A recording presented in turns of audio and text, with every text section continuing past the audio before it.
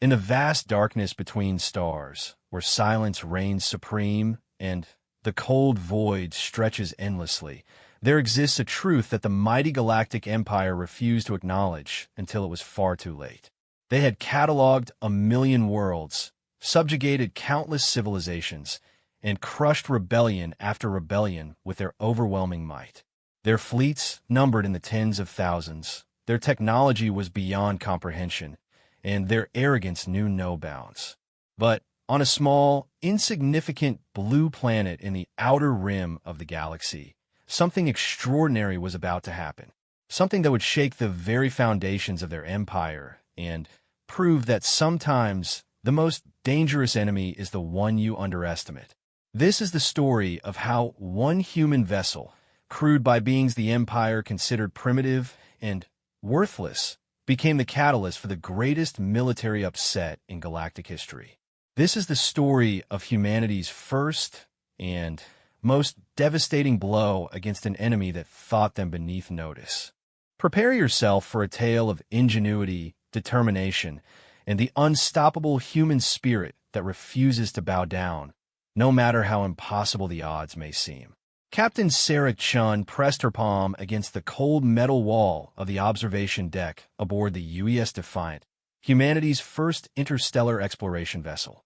Through the reinforced viewport, she could see the swirling blues and greens of Earth growing smaller with each passing hour.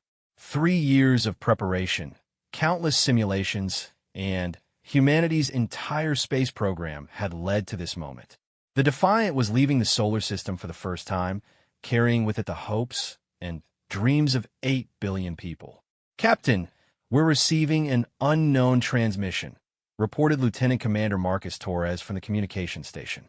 His voice carried an edge of excitement mixed with concern. "It's not coming from Earth, and the signal is unlike anything in our databases." Sarah turned from the viewport, her reflection briefly overlapping with the stars beyond. At 38, she was the youngest captain to ever command a deep space mission, chosen not just for her tactical brilliance, but for her ability to think outside conventional parameters.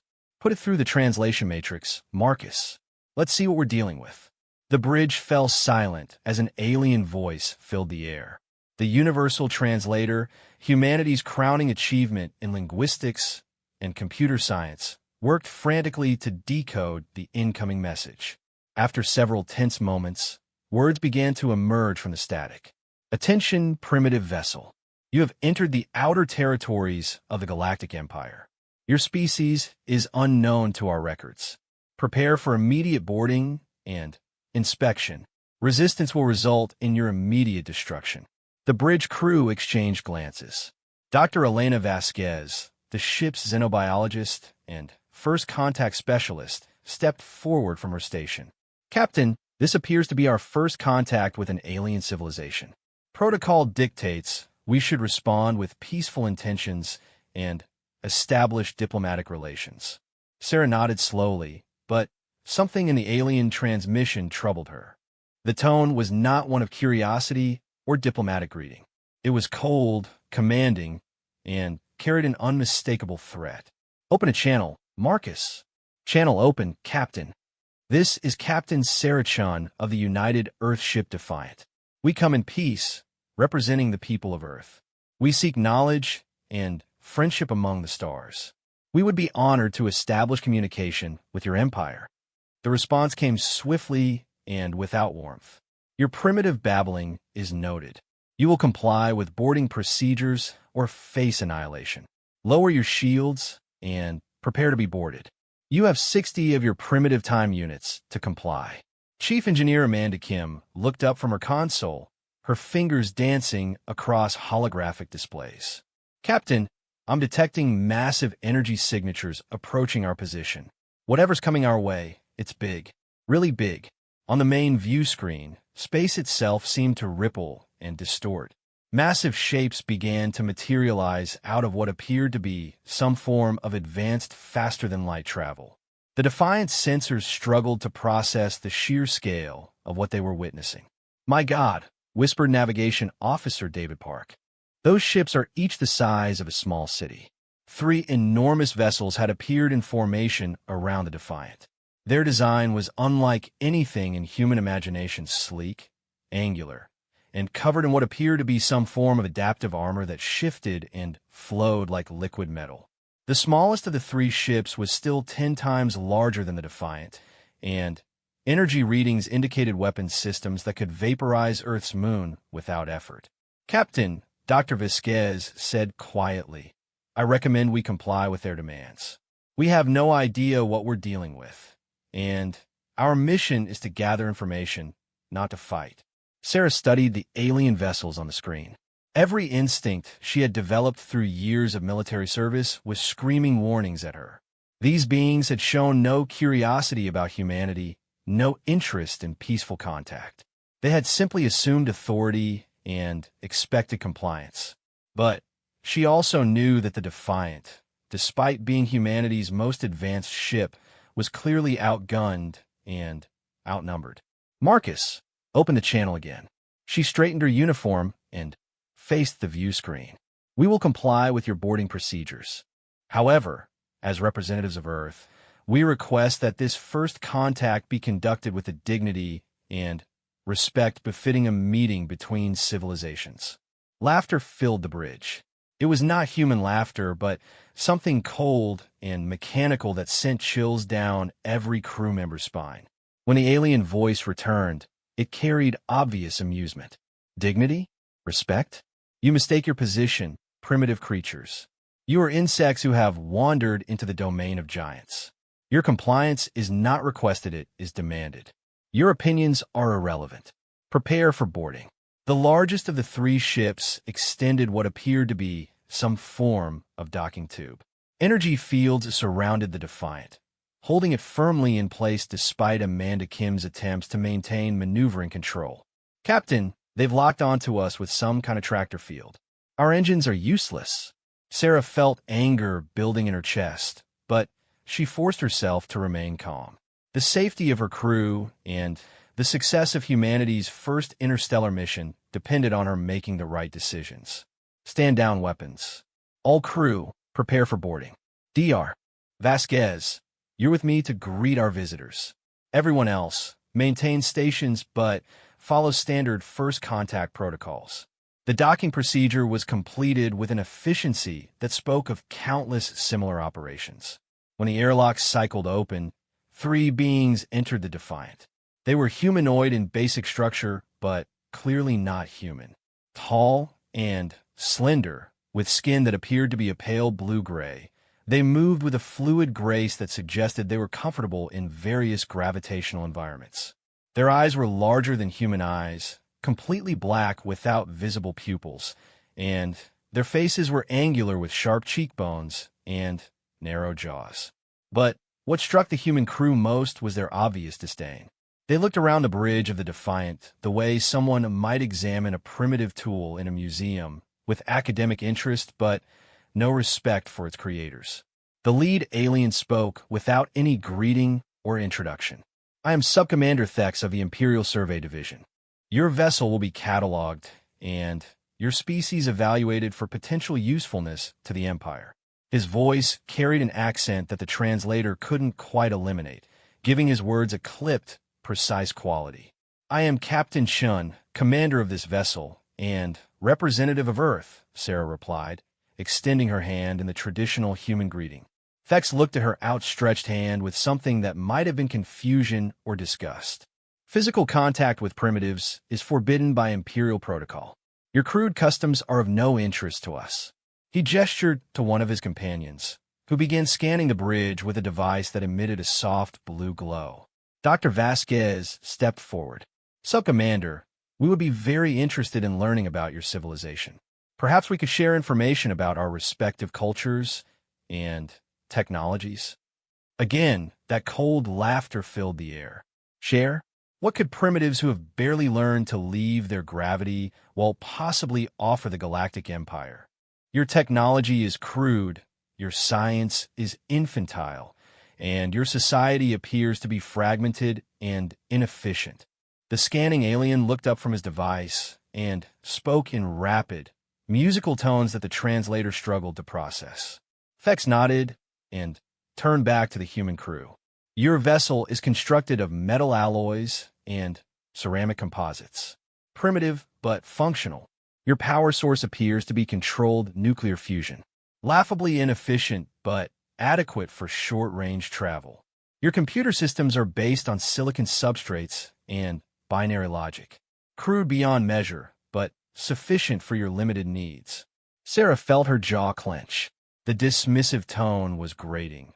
But what bothered her more was the casual way these beings were cataloging humanity's greatest achievements as if they were examining stone tools. Your assessment seems rather hasty, she said carefully. Perhaps if you understood more about our development and our potential. Fex interrupted. Your species has taken hundreds of thousands of years to achieve basic spaceflight. The Empire has civilizations that reach the stars in mere millennia. You show no signs of telepathic ability, no mastery of dimensional physics, no understanding of quantum consciousness. You are at best useful as manual laborers once you are properly trained and controlled. The third alien, who had been silently observing the human crew, suddenly spoke up. His voice carried notes of excitement that the translator rendered as an almost musical quality. Subcommander, this species shows unusual neural complexity for such a primitive development level. Their brain structures are remarkably dense with interconnections. They might prove more useful than initially estimated. Fex examined Sarah more closely, his black eyes reflecting the bridge lights like mirrors. Perhaps, but usefulness and intelligence are different qualities. Intelligence without proper direction leads to rebellion and chaos. These primitives would require extensive conditioning before they could serve the Empire safely. Serve the Empire? Sarah's voice carried a dangerous edge that made several of her crew members tense. We didn't come out here to serve anyone. We came to explore, to learn, to find our place among the stars as equals. The silence that followed her statement stretched uncomfortably long. All three aliens stared at her with expressions that gradually shifted from surprise to something that might have been pity. Equals. Fex spoke the word as if it were in an alien language he barely understood. You think you could be equals with the Galactic Empire? Your entire civilization could be eliminated by a single Imperial battle group. Your sun could be extinguished by our stellar manipulation technology. Your planet could be restructured for more efficient resource extraction. He gestured toward the view screen, where the three Imperial ships hung in space like sleeping giants. Those vessels you see represent a minor patrol force, barely worth mentioning in Imperial records. Each one carries enough firepower to sterilize the surface of your homeworld. And yet you speak of equality. Dr. Vasquez cleared her throat diplomatically. Perhaps we could establish some form of protectorate status? Earth could contribute to the Empire while maintaining its independence and cultural identity. Protectorate? The musical alien seemed genuinely puzzled. Why would the Empire waste resources protecting a primitive civilization that offers nothing of value? Your world contains nothing we cannot acquire more efficiently elsewhere. Your people possess no skills we require. Your culture has nothing to teach beings who have mastered the fundamental forces of the universe. Subcommander Thex activated a device on his wrist, and holographic displays appeared in the air around him. Images flashed past showing star maps, fleet positions, and what appear to be industrial operations on a massive scale. Behold the scope of Imperial power, he said with obvious pride. 17,000 star systems under direct Imperial control. 437 subject species, each serving their designated function within the Imperial hierarchy. Over 2 million warships, ranging from patrol vessels to world destroyers. Industrial capacity that can construct artificial planets and reshape entire solar systems. The images continued, showing massive space stations that dwarfed anything in human imagination, fleets of ships that stretched beyond the horizon of entire worlds, and construction projects that moved moons and redirected the orbits of planets. Your Earth will be added to our catalog of primitive worlds, Thex continued. Perhaps in several thousand years, when your species has developed sufficiently, you might be considered for inclusion in the Empire as laborers or servants. Until then, you will remain under Imperial observation to ensure you do not develop technologies that might pose a threat to civilized worlds. Sarah felt something cold settle in her stomach. And if we refuse this generous offer? Refusal is not possible. You have entered Imperial space. Your world's location is now known to us. Whether your species survives the next millennium depends entirely on your willingness to accept Imperial authority and your usefulness to our goals. Chief Engineer Kim looked up from her station where she had been monitoring the alien scans of their ship. Captain, they're downloading our entire computer database. Navigation charts, technical specifications, everything. That's enough, Sarah said firmly. This is our ship, and that information is not freely given. Thex turned to look at her with what might have been amusement. Your permission is neither required nor relevant. Imperial survey protocols demand complete cataloging of primitive technologies. Resistance would only result in the destruction of your vessel and the immediate conquest of your homeworld. The downloading continued despite Kim's attempts to lock down their systems. The Imperial technology was simply too advanced to be stopped by anything humanity had developed. Captain, whispered Lieutenant Torres, what do we do? Sarah looked around at her crew, seeing the same mixture of fear, anger, and determination that she felt herself. Humanity had dreamed of this moment for generations, the first contact with an alien civilization. But their dreams had never included this scenario. Meeting beings so technologically superior and culturally arrogant that they viewed humanity as nothing more than a potential resource to be exploited. We learn, she said quietly. We watch, we listen, and we learn everything we can. The alien with the scanner looked up again and spoke to Thex in their musical language. The translation came through a moment later. Scans complete. No technologies of interest detected. Recommend standard primitive world classification and monitoring protocols. Agreed, Thex replied. Your species will be classified as pre-imperial development level 3. Your world will be monitored from a distance until such time as the Empire requires your resources or your labor. Attempt to leave your star system again before receiving Imperial permission, and your civilization will be terminated. With that casual threat hanging in the air, the 3 aliens prepare to leave. But Thex paused at the airlock and turned back to Sarah. Captain Shun, your species shows an unusual trait that we have observed in a few primitive civilizations. You appear to be incapable of accepting your proper place in the natural order. This trait either leads to rapid development and eventual usefulness, or to extinction. For your sake, I hope your people are wiser than you appear to be. As the aliens departed, and their ships vanished into whatever method of faster-than-light travel they employed, the bridge of the Defiant remained silent for several minutes. Finally, Dr. Vasquez spoke in a voice barely above a whisper. My God, Sarah, what have we gotten ourselves into? Sarah stared at the empty space where the Imperial ships had been, her mind racing through everything they had learned. The Empire was vast, powerful beyond human comprehension, and viewed humanity as nothing more than an inconvenient insect. But there had been something in that final exchange, something in the way Thex had spoken about humans being incapable of accepting their proper place, that sparked an idea.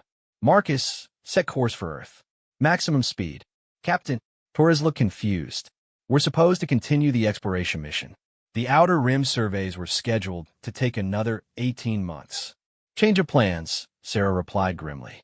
We need to get home, and we need to warn everyone about what's coming. Because one thing I know about humans is that Subcommander Thex was absolutely right about one thing: we are incapable of accepting our proper place when someone else tries to define it for us.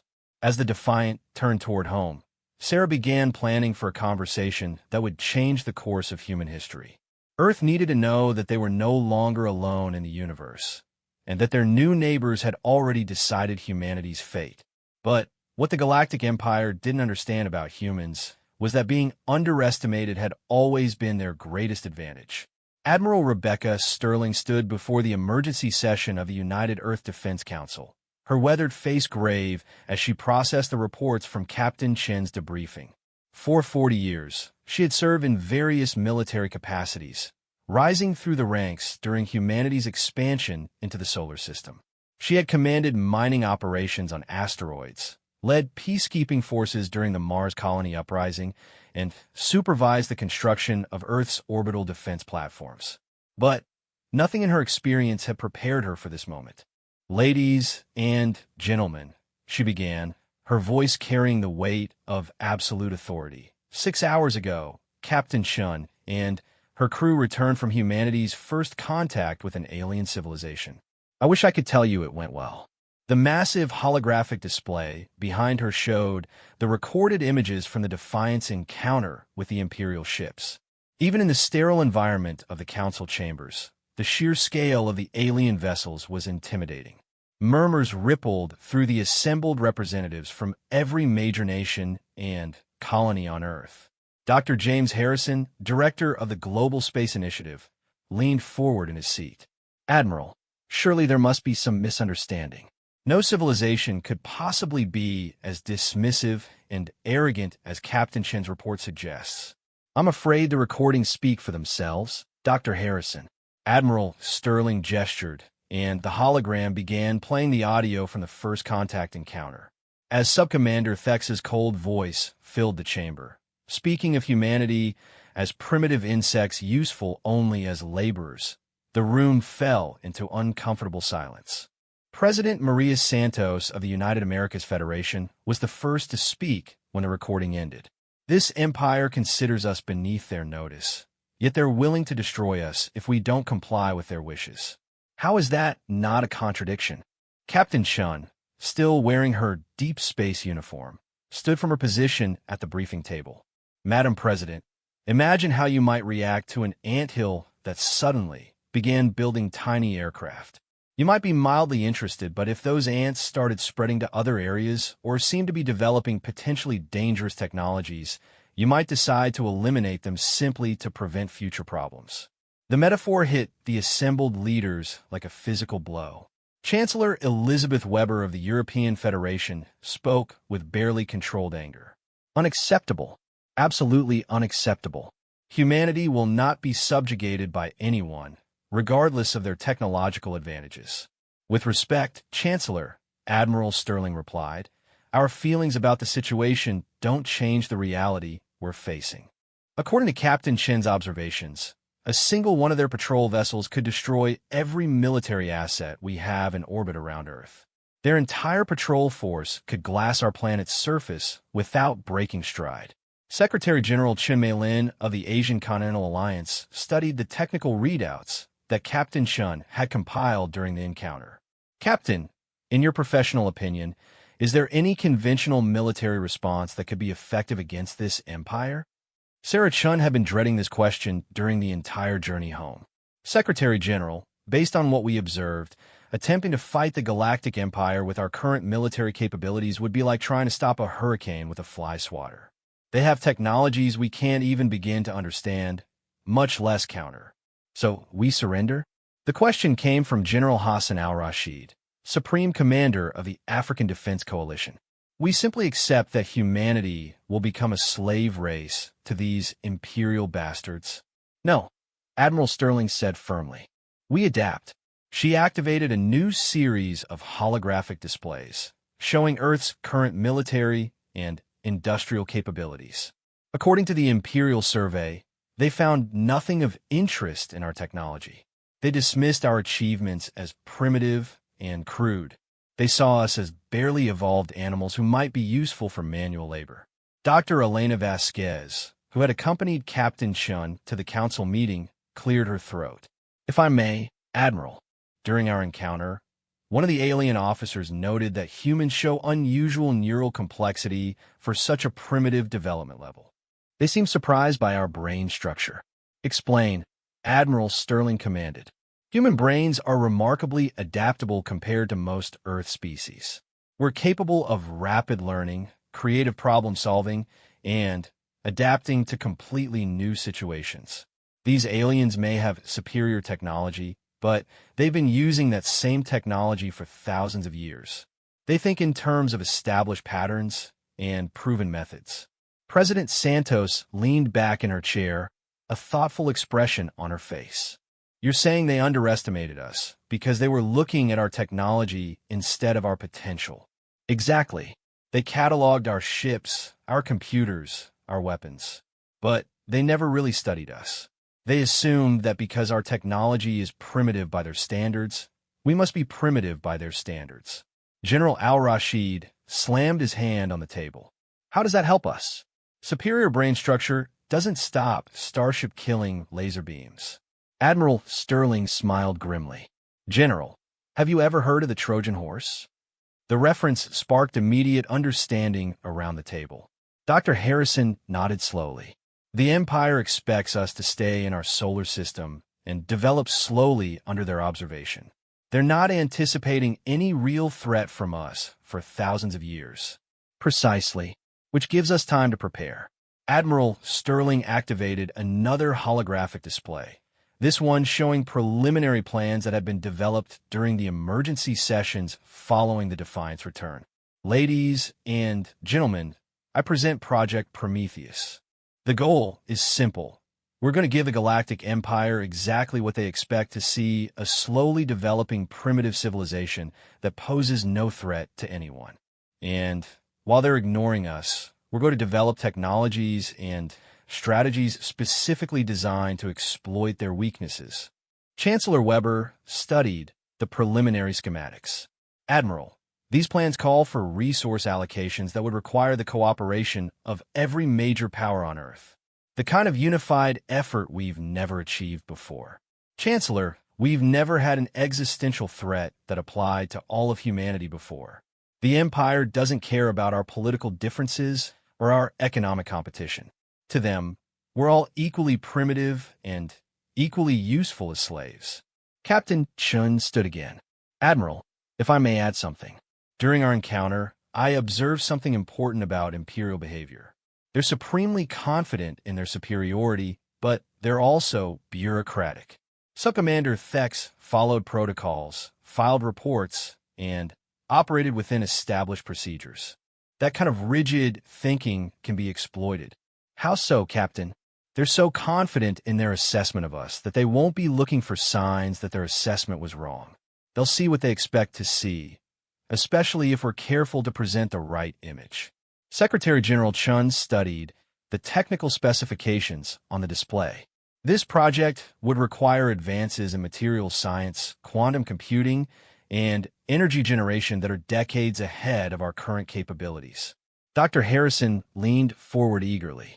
Actually, Madam Secretary General, we already have some pieces in place. The fusion reactors that power the deep space vessels are remarkably efficient. Our quantum computer networks are more sophisticated than the Empire realized. They only scanned our basic silicon systems. And our materials laboratories have been working with carbon nanotube composites that might surprise them. But how do we develop these technologies without the Empire noticing? President Santos asked. According to Captain Chen's report, they have the ability to monitor our entire solar system. Admiral Sterling's smile was cold and calculating. We hide in plain sight. The Empire expects us to continue our normal development patterns. They expect us to build space stations, expand our colonies, and gradually improve our technology. As long as we stay within those expected parameters, they won't pay close attention to the details. She gestured, and the hologram shifted to show schematics for what appeared to be a standard cargo vessel. This looks like a simple freight hauler designed for moving supplies between Earth and the outer colonies. But look at these specifications. The assembled leaders studied the technical readouts in growing amazement. The vessel's hull was composed of metamaterials that could shift their properties on demand. The propulsion system used a hybrid fusion antimatter reactor that produced energy outputs far beyond anything currently in Earth's inventory. The computer systems were based on quantum processing arrays that operated at speeds that would have seemed impossible just months earlier. "My God," whispered Dr. Harrison. "This is a warship disguised as a cargo hauler. The first of many." Admiral Sterling confirmed. Project Prometheus calls for the construction of 50 vessels of this type over the next 3 years. To Imperial observers, Earth will appear to be expanding its commercial shipping capacity to support growing trade between the planets. In reality, we'll be building a fleet specifically designed to exploit Imperial weaknesses. General Al-Rashid examined the weapon specifications. These plasma projectors are completely unlike our current military systems. Where did these designs come from? Captain Chun answered quietly. During the encounter, our ship's sensors recorded everything they could about the Imperial vessels. Chief Engineer Kim spent the entire journey home analyzing their energy signatures, their hull compositions, and their tactical formations. These weapons are designed specifically to penetrate Imperial defenses. But will they work? Chancellor Weber asked. Unknown, Admiral Sterling admitted. We're basing our designs on limited observations and a great deal of theoretical work. But we have one advantage the Empire doesn't know about. She activated a new display showing personnel files and psychological profiles. Humanity's greatest strength has always been our ability to adapt and innovate under pressure. Every major advance in our history has come from people who refused to accept that something was impossible. The file showed scientists, engineers, and military strategists from around the world. Men and women who had spent their careers pushing the boundaries of what was considered achievable.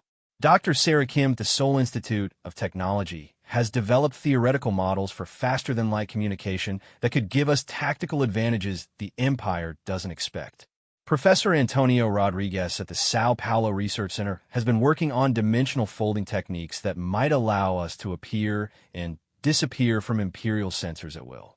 Commander Liu Zhang of the Lunar Defense Force has developed combat tactics based on swarm intelligence that could overwhelm Imperial response systems. President Santos shook her head in amazement. You're talking about revolutionizing human technology in a matter of years instead of decades. Madam President, the Empire gave us the motivation we needed to achieve the impossible. When Captain Chun told them that humans refused to accept their proper place, she was speaking a fundamental truth about our species. We don't accept limitations imposed by others. Secretary General Chun looked troubled. Admiral, even if we succeed in developing these technologies, we're talking about engaging in a war against a civilization that spans thousands of star systems. The scale of such a conflict is beyond imagination. With respect, Madam Secretary General, we're not planning to conquer the Galactic Empire. We're planning to prove that humanity is not the primitive, helpless species they believe us to be. Once we demonstrate that we're capable of fighting back effectively, diplomatic options become available. Dr. Vasquez nodded thoughtfully. The Empire's behavior suggests they're primarily interested in maintaining stability and order. If humanity proves we can defend ourselves, and that conquering us would be more costly than ignoring us, they might be willing to reclassify us as an independent civilization. And if they're not? General Al-Rashid asked bluntly. Admiral Sterling was quiet for a long moment before answering. Then, we make them regret underestimating us. The chamber fell silent as the implications of Project Prometheus sank in. They were discussing the complete transformation of human civilization, driven by the need to prepare for a war that might determine whether humanity would remain free or become slaves to an alien empire. President Santos was the first to break the silence. Admiral, what do you need to make this work? Complete cooperation from every major government, unlimited access to our best scientific minds, and the largest resource allocation in human history. We need to rebuild our entire technological base from the ground up, while making it appear that we're simply continuing our normal development. Chancellor Weber looked around the room at her fellow leaders. Ladies and gentlemen, I believe we're looking at the most important decision in human history. Do we accept subjugation to the Galactic Empire, or do we risk everything on the chance that human ingenuity can overcome impossible odds? The vote was unanimous. As the council session ended and plans began to take shape for Project Prometheus, Captain Shin stood at the observation windows looking out at Earth. Somewhere out there among the stars, the Galactic Empire continued its business, confident that humanity would remain a minor footnote in their vast catalog of primitive worlds. They had no idea that they had just awakened something that had never existed before in galactic history: a species that refused to accept defeat, possessed unlimited capacity for adaptation, and had just been given the motivation to achieve the impossible. The Empire had made their fatal mistake. They had underestimated humanity, and humanity was about to prove them dead wrong.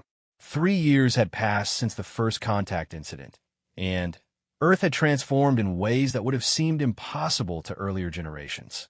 Dr. Elena Vasquez stood in the primary laboratory of the Titan Research Complex, watching as the latest prototype underwent its final tests. To any external observer, Titan appeared to be a simple mining and research facility, one of dozens that humanity had established throughout the solar system as part of their normal expansion into space. The reality was far different. Dr. Vasquez were getting green lights across all systems, reported Engineer Martinez from his control station.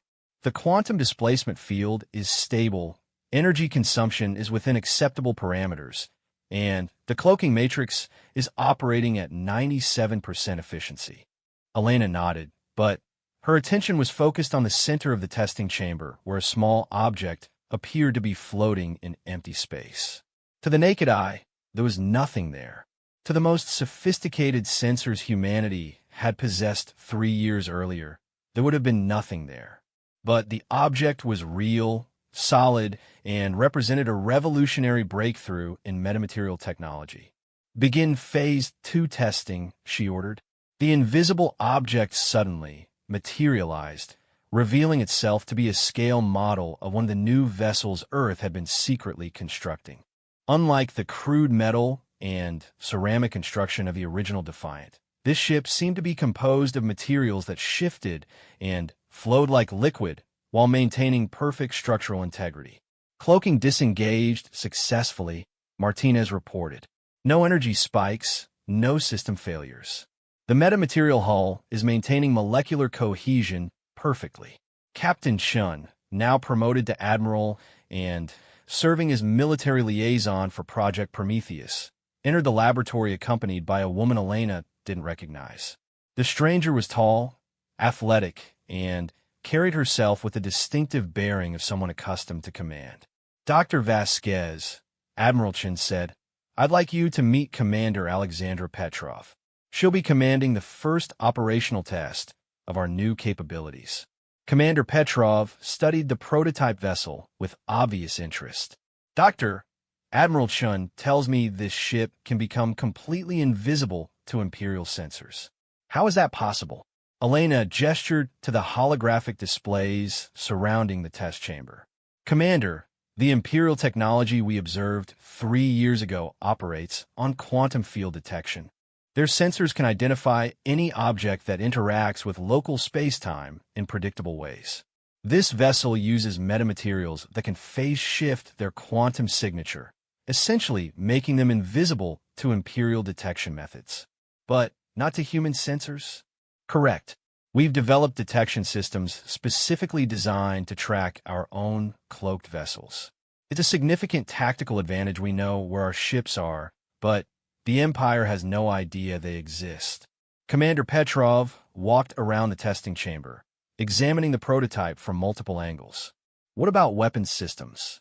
Cloaking is useful, but it won't win battles by itself." Admiral Chin activated another series of displays. "Commander, our weapons represent a complete departure from traditional human military thinking. We've abandoned the concept of massive firepower in favor of precision and adaptation." The displays showed schematics for weapon systems that appeared almost organic in their design.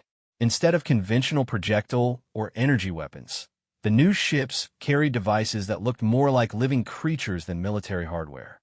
"These are plasma organisms," Elena explained. "Artificially created life forms that exist in a plasma state. They can penetrate Imperial shielding because they're not recognized as weapons. They appear to be natural phenomena." "Living weapons?" Commander Petrov looked skeptical. "That sounds like science fiction, Doctor." 3 years ago, interstellar travel was science fiction, Admiral Chen replied. Commander, humanity has learned to think in ways that our enemies don't expect. The Empire's weapons are incredibly powerful, but they're designed to stop conventional attacks. They're not prepared for weapons that think, adapt, and evolve during combat. Elena activated a simulation that showed the plasma organisms in action. On the display, the creatures moved through space with purposeful intelligence, changing their composition and behavior in response to enemy defenses. Each organism is capable of independent decision-making within its mission parameters, she explained. If the enemy adapts their defenses, our weapons adapt their attack methods. If Imperial shields are reconfigured, our organisms evolve new penetration techniques in real time. Commander Petrov was quiet for several moments, absorbing the implications of what she was seeing. Doctor, what you're describing sounds like magical technology. How do we develop this so quickly? Commander, the secret is that we didn't try to match Imperial technology. We developed something completely different. The Empire has spent thousands of years perfecting their methods. Their weapons are incredibly advanced, but they're based on principles that are millions of years old. Humanity approached the problem from a completely different direction. Admiral Chun gestured to a wall display showing the current status of Project Prometheus. Commander, Earth now has 37 operational vessels of various types, all incorporating these new technologies. From space, they appear to be normal cargo haulers, research vessels, and mining ships. In reality, they represent the most advanced military force humanity has ever fielded. The display showed the distribution of the hidden fleet throughout the solar system. Ships disguised as asteroid mining platforms, space stations that were actually mobile command centers, and research facilities that concealed advanced manufacturing capabilities. The Empire thinks they're monitoring a slowly developing primitive civilization, Elena added. Their reports probably show normal human expansion into space, with gradually improving, but still crude technology. They have no idea that we've completely revolutionized our capabilities. Commander Petrov studied the fleet distribution with a strategist's eye. Admiral, these vessels are positioned for offensive operations, not defensive ones. What exactly are you planning? We're planning to send a message, Admiral Chen replied. The Empire needs to learn that humanity is not the helpless species they believe us to be. Elena activated a new display showing recent intelligence reports. Commander, we've been monitoring Imperial communications for the past year. Earth is scheduled for a routine inspection next month. A single Imperial vessel will arrive to verify that we're still complying with their restrictions and developing within acceptable parameters. And when that vessel arrives, it's going to discover that its assumptions about humanity are completely wrong. Commander Petrov looked alarmed. Admiral, you're talking about attacking an Imperial ship that could trigger a full-scale invasion of Earth. Actually, Commander, we've analyzed Imperial protocols extensively. The Empire is bureaucratic and conservative. They don't react with overwhelming force to unexpected situations. They investigate, analyze, and then respond according to established procedures. Elena nodded agreement. The Empire's strength is also its weakness.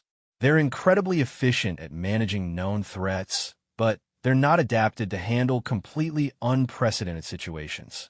When their inspection vessel encounters our capabilities, they won't know how to classify the threat, which gives us a window of opportunity to establish communication on more equal terms, Admiral Chen continued. Instead of being primitive insects begging for mercy, we'll be demonstrating that humanity is capable of defending itself. Commander Petrov was still skeptical. And you believe they'll suddenly respect us because we could destroy one of their ships? No, Commander. We believe they'll respect us because we can destroy one of their ships without them understanding how we did it. Elena brought up recordings from the original first contact encounter. Study Subcommander Thex's behavior patterns. He was arrogant and dismissive, but he was also curious about human neural complexity.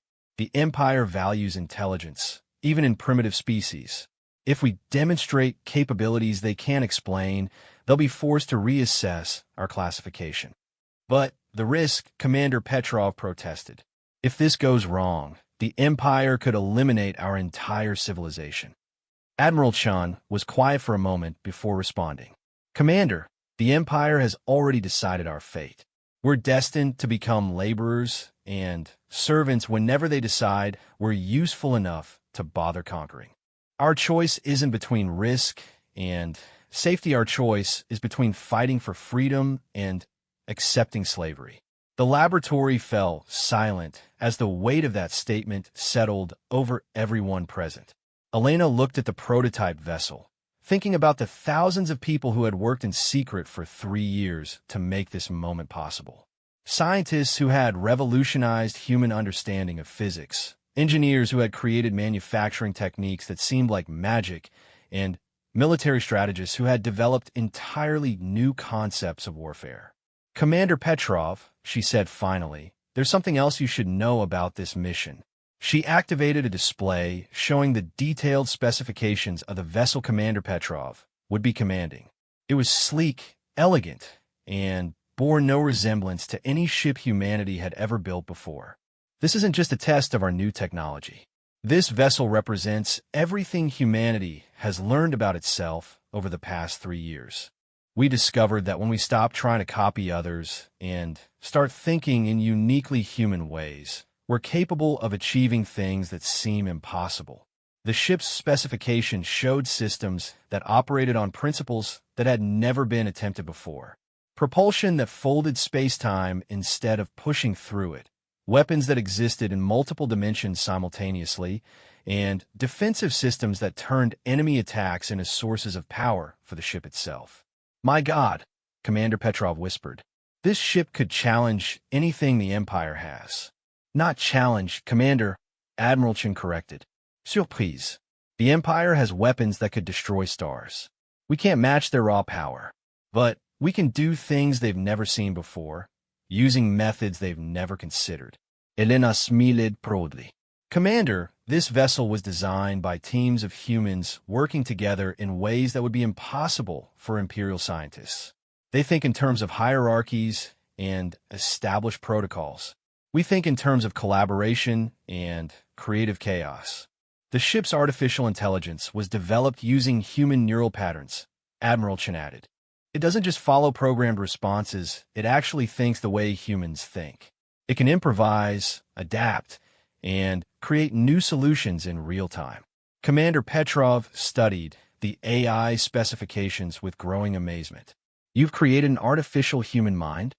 We've created an artificial intelligence that shares human creativity and adaptability, Elena corrected.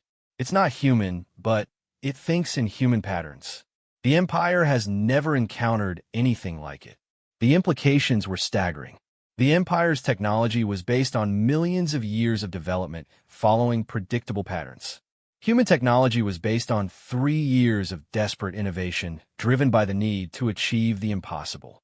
Commander, Admiral Chun said seriously, when you take the ship out to meet the Imperial inspection vessel, you'll be carrying more than just advanced technology. You'll be carrying proof that humanity refuses to accept the limitations others try to place on us.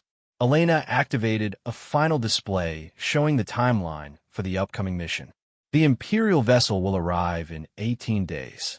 Commander Petrov will intercept it at the edge of the solar system, where the encounter won't be immediately visible from Earth. The goal is to demonstrate our capabilities without revealing the full extent of our preparation. And after that, Commander Petrov asked, after that, we find out whether the Galactic Empire is capable of recognizing that they made a fundamental error in their assessment of humanity. Admiral Chun looked at both women seriously. Ladies, we're about to discover whether 3 years of revolutionary development has been enough to change the course of human history. As they prepared to leave the laboratory, Elena took one last look at the prototype vessel. In 18 days, Commander Petrov would take humanity's most advanced ship into battle against technology that had dominated the galaxy for millennia. The Empire was about to discover that humanity had learned to do something they had never mastered: the art of becoming something completely new when survival demanded it. The hidden revolution was about to reveal itself, and the galaxy would never be the same. Commander Alexander Petrov floated in the command chair of the UES Phoenix, watching the edge of the solar system through sensors that would have been incomprehensible to human science just 4 years earlier. The ship around her hummed with quiet efficiency, its metamaterial hull shifting through spectrum phases that made it invisible to conventional detection. Through the quantum communication link, she could hear the barely controlled tension in the voices of the command staff back on Earth. "Phoenix, this is Earth Command," came Admiral Chen's voice across the impossible distance. "Imperial vessel has just entered long-range sensor coverage. Estimated arrival at your position in 47 minutes. "Understood, Earth Command," Alexander replied, trying to keep her voice steady. Phoenix is ready for contact. But was she ready? 3 months of intensive training with technology that seemed like magic, weapons that thought for themselves, and a ship that responded to her thoughts as much as her commands. The Phoenix represented everything humanity had learned about pushing beyond the boundaries of the possible. But she was about to test it against technology that had dominated the galaxy for longer than human civilization had existed. "Captain," spoke the ship's artificial intelligence in a voice that was unmistakably feminine, but definitely not human. "I am detecting unusual quantum fluctuations approaching our position. The Imperial vessel appears to be using a form of faster-than-light travel that creates dimensional ripples." The AI had been the most difficult part of Alexandra's training to accept. Unlike the rigid computer system she was accustomed to, Phoenix's intelligence was creative, intuitive, and capable of making leaps of logic that sometimes surprised even her. "Thank you, Phoenix. Can you analyze their approach vector?" "Certainly, Captain. Based on the dimensional distortion patterns, the Imperial vessel is approximately 15 times larger than our ship and is equipped with power generation systems that exceed our maximum output by a factor of several hundred. However, their approach is following a predictable pattern that suggests they are not anticipating any resistance." Alexander smiled grimly. The Empire's confidence was about to become their weakness. Space ahead of them shimmered like heat distortion, and suddenly, an enormous vessel materialized out of the void. Even though Alexandra had seen recordings of Imperial ships from the first contact incident, witnessing one in person was overwhelming. The ship was enormous, sleek, and covered with the characteristic flowing armor that seemed to move like liquid metal. Energy readings from Phoenix's sensors showed power levels that could vaporize small moons. "Imperial vessel, this is Commander Petrov of the United Earth Ship Phoenix," she broadcast on standard frequencies. "Please state your intentions in this system." The response came within seconds, carrying the same cold arrogance she had heard in recordings from the first contact. "Primitive vessel, you will identify yourself and explain your presence at the edge of your permitted territory. This sector is under Imperial inspection protocols. Withdraw immediately or face destruction." Through the quantum link, she could hear Dr. Vasquez's voice from Earth Command. "Alexandra, remember that they're expecting you to behave like a primitive. Let them maintain their assumptions as long as possible. Imperial vessel, this is a routine patrol of our system's outer boundaries. We mean no interference with your inspection." "Patrol?" The alien voice carried obvious amusement. "Your species was forbidden from developing military capabilities. You will submit to immediate boarding and inspection. Lower your shields and prepare for Imperial examination." Alexandra felt Phoenix responding to her emotional state, the ship's systems automatically adjusting to combat readiness while maintaining the appearance of a simple patrol vessel. The metamaterials of the hull began cycling through configurations that would optimize their defensive capabilities. "Imperial vessel, we have no hostile intentions. However, this ship represents a sovereign vessel of Earth, and we do not acknowledge your authority to board us without proper diplomatic protocols." The silence that followed her statement stretched uncomfortably long.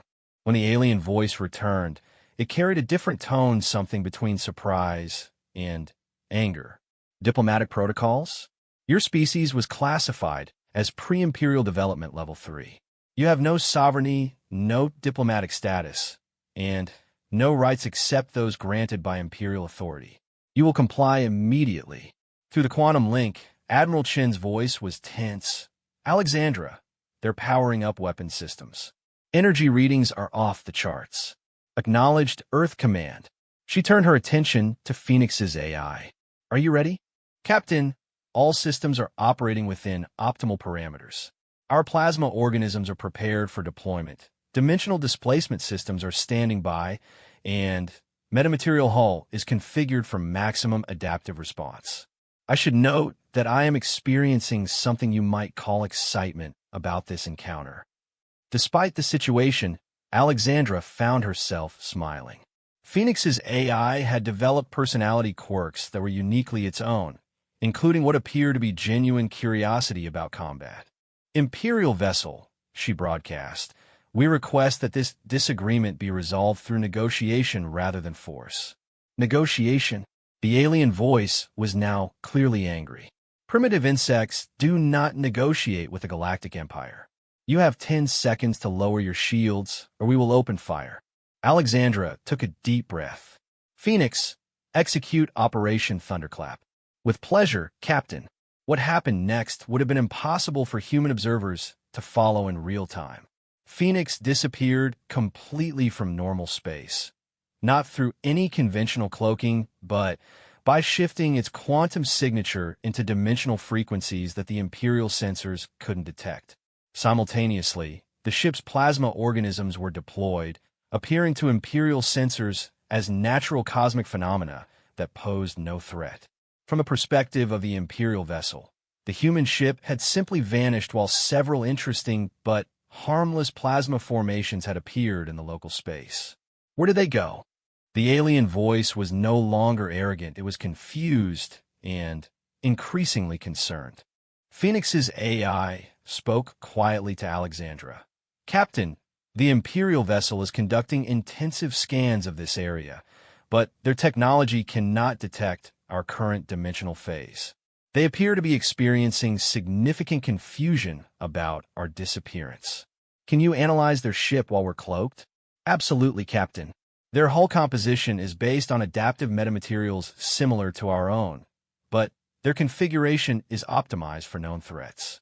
They have no defenses against dimensional phase shifting because no known species has ever developed this technology. Alexandra studied the tactical displays showing the Imperial ship's configuration. What about weapons? Their primary armament consists of quantum disruptor beams capable of destabilizing matter at the molecular level. They also carry gravitational pulse weapons that can create localized space-time distortions. However, Captain, their targeting systems are designed to track objects that exist in normal dimensional space. Through the quantum link, she could hear the excitement in Dr. Vasquez's voice. Alexandra, this is working even better than we hoped. They have no idea where you are. The Imperial vessel was now broadcasting on multiple frequencies, its comm authority replaced by obvious agitation. Unknown vessel, respond immediately. Explain your disappearance through proper channels or face immediate retaliation against your homeworld. Phoenix, can you position us directly behind their ship without being detected? Certainly, Captain. Their sensor coverage has significant blind spots when they're conducting intensive forward scans. Phoenix moved through dimensional space like a ghost, repositioning itself with perfect silence while the Imperial vessel continued its increasingly frantic search patterns. Alexandra watched the alien ship through sensors that could track its every movement while remaining completely invisible themselves. Phoenix, I want you to demonstrate our weapons capabilities without actually damaging their ship. Can your plasma organisms disable their sensors without causing permanent harm? An elegant solution, Captain. My plasma organisms can interfere with their sensor arrays by creating localized electromagnetic disturbances. The effect will be temporary, but completely disabling. Do it. The plasma organisms, which have been drifting innocently through local space, suddenly converged on the Imperial vessel with purposeful intelligence. To the aliens aboard the ship, it would appear that natural cosmic phenomena were somehow exhibiting coordinated behavior. Within seconds, every sensor system on the Imperial ship went completely dead. Imperial vessel, Alexander broadcast, your sensors are experiencing temporary interference. This is a demonstration of capabilities you were not aware we possessed. The response was immediate and filled with barely controlled panic. Impossible. No primitive species possesses technology capable of interfering with Imperial sensor arrays. Phoenix, bring us back into normal space directly in front of their ship. The Phoenix materialized out of nowhere, appearing before the Imperial vessel like a ghost suddenly, becoming solid. The alien ship immediately locked weapons onto them, but Alexandra could see from her tactical displays that their targeting systems were still disrupted by the plasma organisms. Imperial vessel, as you can see, your assumptions about human capabilities were incomplete. Through the quantum link, Admiral Chen's voice was filled with amazement. Alexandra, you just made their ship blind and appeared out of nowhere in front of them. They're completely paralyzed. The Imperial response came after a long pause, and the voice was no longer that of a confident superior addressing primitives. It was the voice of someone who had encountered something completely outside their experience. Unknown vessel, explain your technology immediately. No species in our records possesses dimensional phase shifting capabilities. Perhaps your records are incomplete, Alexandra replied calmly. Humanity has developed along paths that your empire never considered. Impossible. Our technological surveys are comprehensive and accurate. Phoenix's AI interrupted quietly. Captain, the Imperial vessel is attempting to transmit a distress signal to their command structure. Their quantum communication systems appear to be experiencing difficulties. However, our plasma organisms are interfering with their long-range communications. Alexander smiled. Imperial vessel, you seem to be having technical difficulties. Perhaps we can assist. The silence that followed stretched for nearly 5 minutes. When the alien voice returned, it carried a tone that Alexandra had never expected to hear: humility. Unknown vessel, we request information about your technological capabilities. Our current situation suggests that our previous assessment of your species may have been inadequate. Through the quantum link, she could hear celebration beginning in Earth Command, but Alexandra maintained her professional composure. Imperial vessel, humanity has always been willing to engage in peaceful dialogue. We suggest that future interactions between our species be conducted with mutual respect rather than threats of annihilation. We acknowledge that our previous approach may have been inappropriate given your actual capabilities. Phoenix's AI spoke quietly. Captain, the Imperial vessel is attempting to restore their sensor systems, but my plasma organisms are adapting to their countermeasures faster than they can implement them. They're essentially helpless until I choose to withdraw the interference. Imperial vessel, Alexander continued, humanity seeks peaceful coexistence with the Galactic Empire. However, we will not accept classification as a primitive species or restrictions on our development. We propose that Earth be reclassified as an independent civilization capable of defending itself. Another long pause followed. When a response came, it was clear that whoever was speaking was consulting with others aboard their ship. Unknown vessel, your demonstrated capabilities require immediate review by Imperial Command Authority. We request permission to withdraw from this encounter to report these developments to our superiors. Permission granted, Alexandra replied graciously. However, we suggest that future Imperial vessels approach Earth with diplomatic rather than military intentions. Acknowledged. The Imperial ship began powering down its weapons systems, a gesture that Phoenix's AI interpreted as a request for de-escalation. Captain, they appear to be preparing to withdraw. Should I allow their communications to function normally? Yes, Phoenix. Let them contact their empire. I think they have some very interesting reports to file. As the Imperial vessel prepared to depart, its commander sent one final message. Unknown vessel. This encounter will be reported to the highest levels of Imperial authority. Expect contact from our diplomatic corps rather than our military forces. Alexandra watched the massive alien ship disappear into faster-than-light travel, taking with it news that would shake the foundations of Imperial assumptions about primitive species. "Earth Command, this is Phoenix," she broadcast. "Mission accomplished. The Empire now knows that humanity is not what they expected us to be." Admiral Chen's voice came back filled with pride and relief. "Outstanding work, Commander. You've just changed the course of human history." As Phoenix began its journey back to Earth, Alexandra reflected on what they had accomplished.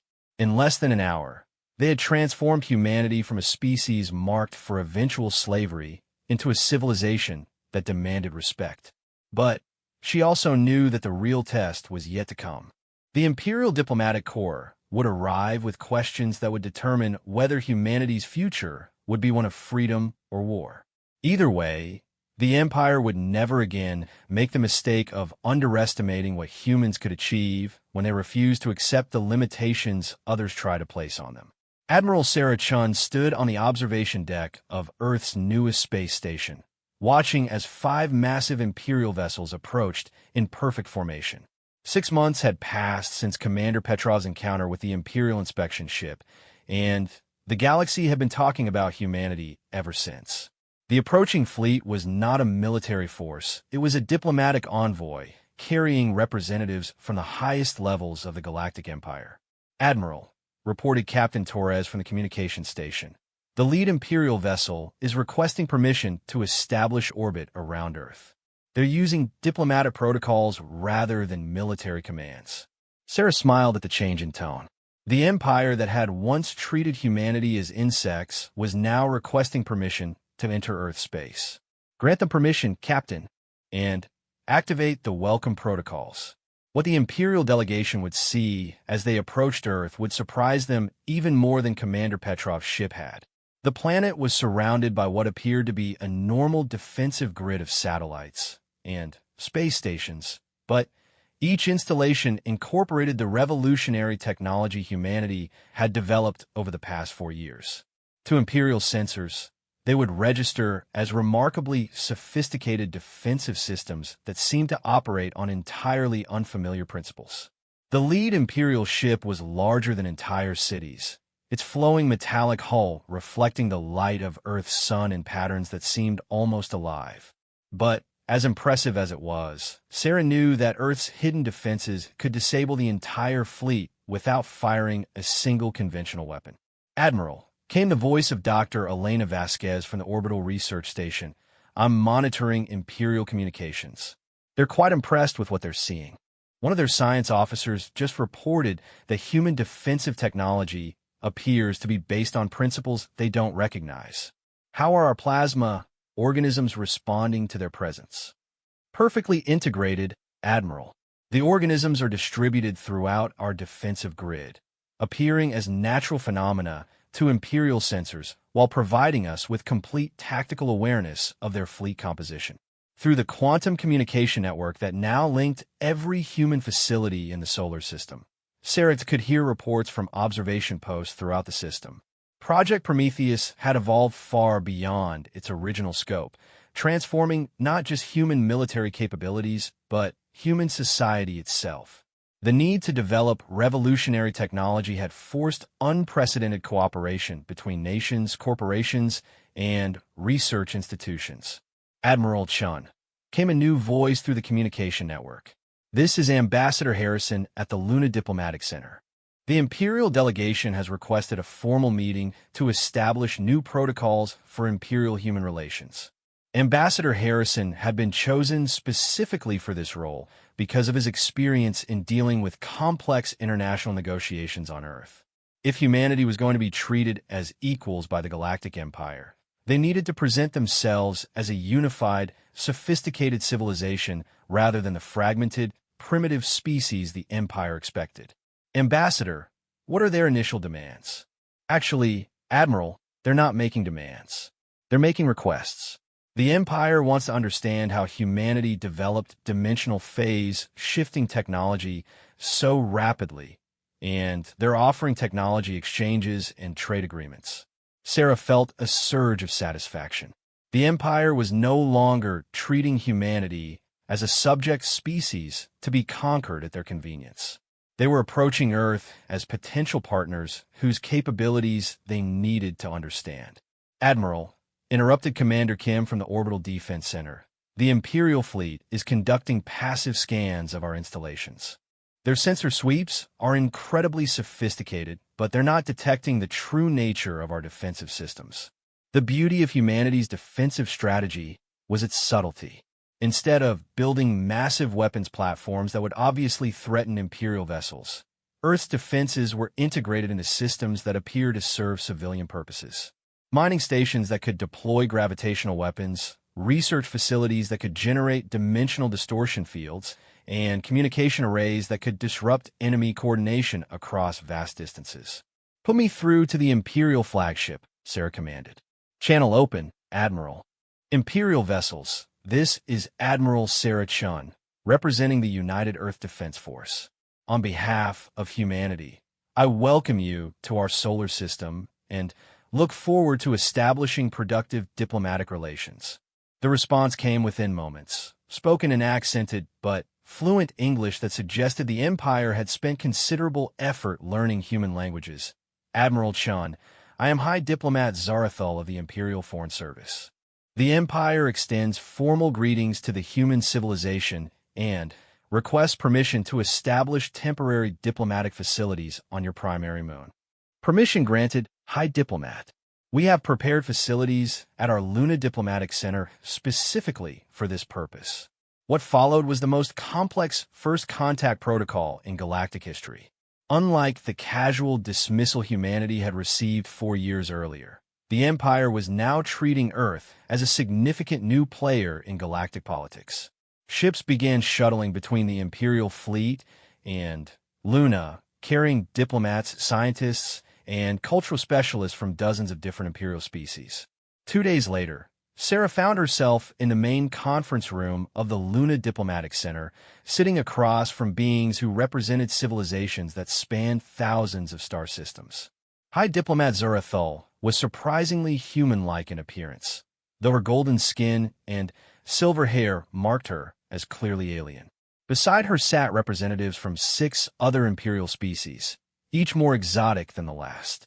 "Admiral Chen," High Diplomat Zarathul began, "the Empire owes humanity an apology. Our initial classification of your species was based on incomplete information and flawed assumptions. We appreciate the acknowledgement, High Diplomat. However, humanity is more interested in establishing positive future relations than dwelling on past misunderstandings. Your graciousness is noted and appreciated." Zarathul activated a holographic display showing star charts that spanned the local galactic region. "Admiral, the Empire would like to offer humanity full membership in the galactic community, with all the rights and responsibilities that entails." The offer was staggering. Full membership would give humanity access to technologies that were millions of years more advanced than anything Earth had developed, trade relationships with thousands of civilizations, and protection under Imperial law. Ambassador Harrison leaned forward. "High Diplomat, what would membership require from humanity?" "Primarily technological exchange and mutual defense cooperation. The Empire is particularly interested in understanding human dimensional phase technology and plasma organism development. In return, we would provide access to our educational institutions, our trade networks, and our accumulated scientific knowledge." Sarah studied the alien diplomats carefully. "High Diplomat, why is the Empire so interested in human technology? Surely your own science is far more advanced than anything we've developed." Zarathul exchanged glances with her colleagues before answering. "Admiral, the Empire has spent millions of years perfecting technologies based on established principles. Our development follows predictable patterns that have proven effective across countless civilizations. Human technology, however, appears to operate on completely novel principles that we don't understand." One of the other aliens, a being that appeared to be composed of living crystal, spoke in musical tones that the translator rendered as words. "Human innovation appears to be fundamentally different from standard galactic development patterns. Your species has achieved breakthrough technologies in mere years that most civilizations require millennia to develop. Moreover, Zarathul continued, your dimensional phase technology represents capabilities that no other species in our records has ever achieved. The theoretical frameworks underlying your plasma organisms are unlike anything in our scientific databases. Sarah realized what was happening.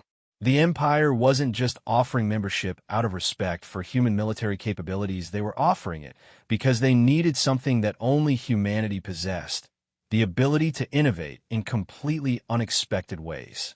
High Diplomat, what does the Empire gain from this relationship?